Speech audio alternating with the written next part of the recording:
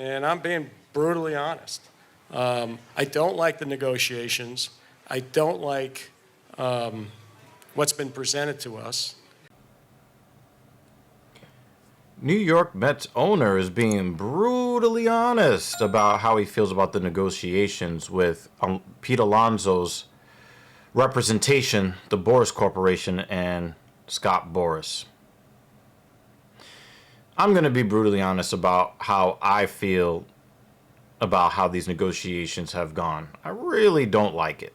I don't like how their fans have basically been strung along. I don't like I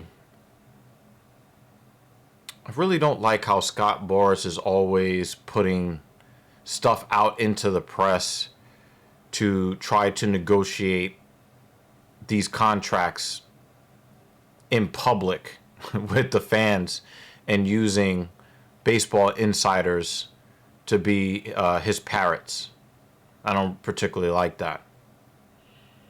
But I think that we're at a point in these negotiations where we've reached a point of no Pete Alonso return. And if you would have asked me before the Juan Soto signing how I felt about Pete Alonso not returning to the New York Mets, I probably would have been at least 51% in favor of Pete Alonso leaving, mainly because of his very poor discipline at the plate.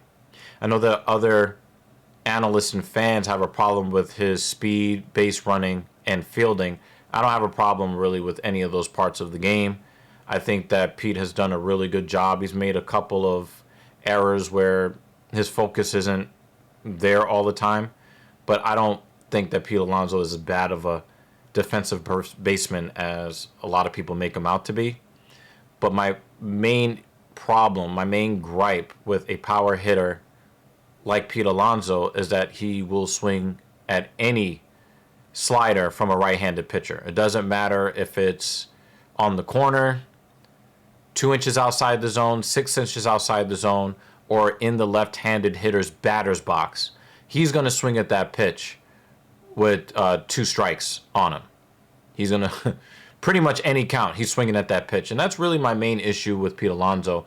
But after the Juan Soto signing, I was definitely leaning towards wanting him back because of the discipline and the chaos that will be caused by having high on-base percentage hitters hitting ahead of Pete Alonso. And, of course, getting a little bit of that plate discipline, that knowledge of the strike zone from Juan Soto being his teammate, I thought would actually help him improve his eye at the plate. So with Soto here, I would want Alonso back, at least for a year. I know that there's a lot of talk about pursuing Vladimir Guerrero Jr. from the Toronto Blue Jays. I get all of that. But I think at this point, the words that you just heard from Uncle Steve Cohen, I think that any chance of him returning to the Mets are pretty much gone. I think that an equal contract offer from the Mets, and be it the Blue Jays or the Angels, because those are the two main teams that you're hearing in these rumors, if they offer Pete the same exact contract as the Mets, I really do believe that Pete is out of here. And I think it stinks.